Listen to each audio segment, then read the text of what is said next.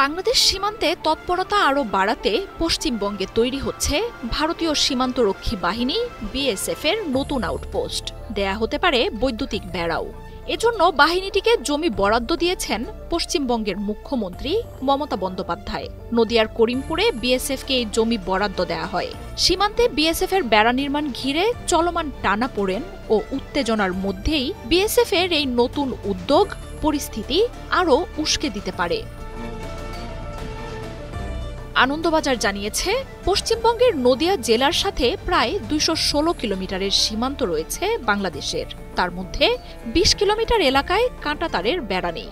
বাংলাদেশে অস্থিরতার দাবি করে সীমান্ত সুরক্ষিত করতে নতুন আউটপোস্ট নির্মাণে বেশ কিছুদিন ধরেই নাকি জমির প্রয়োজনের কথা জানায় বিএসএফ। প্রয়োজনীয় জমি না পাওয়ায় সীমান্ত পাহারা দিতে সমস্যা হচ্ছে বলেও তুলে ধরে বাহিনীটি। ক্যামেরায় ওয়াও, স্টাইল দেখাও, Xenon X21 পারলে ঠেকাও। এরই জেরে এই জমি দেওয়ার সিদ্ধান্ত নেয় পশ্চিমবঙ্গ সরকার।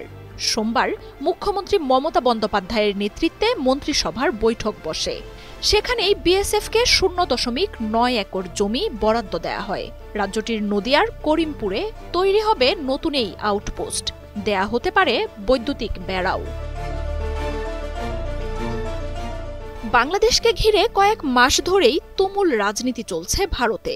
আগস্টে বাংলাদেশে সরকার পতনের পর বহু মানুষ সীমান্ত পাড়ি দিয়ে ভারতে অনুপ্রবেশের চেষ্টা করছে বলে অভিযোগ তোলে দেশটি। এই নিয়ে বিজেপি সরকার আবার মমতা বন্দ্যোপাধ্যায়ের প্রশাসনের তুমুল সমালোচনাও করে।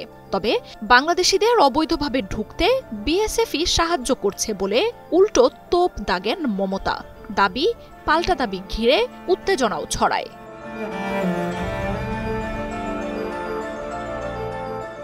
এরই মধ্যে আবার সীমান্তের বিভিন্ন অঞ্চলে বাংলাদেশের অনুমতি ছাড়াই তড়িঘড়ি করে অবৈধভাবে বেড়া নির্মাণের কাজ শুরু করে ভারত।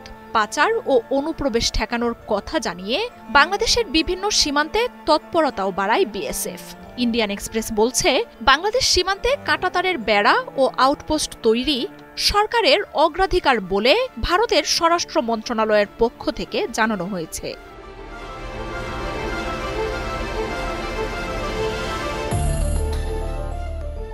পরে বাংলাদেশ সীমান্তরক্ষী বাহিনী ও স্থানীয়দের তৎপরতায় পিছিয়ে যায় বাহিনীটি। এই নিয়ে দুই দেশের কূটনীতিতেও টানাপোড়েন শুরু হয়। সীমান্তে দাঙ্গা পরিস্থিতি তৈরি করতে বিজেপির পক্ষ থেকে উস্কানি দেয়া হচ্ছে বলে জানায় তৃণমূল।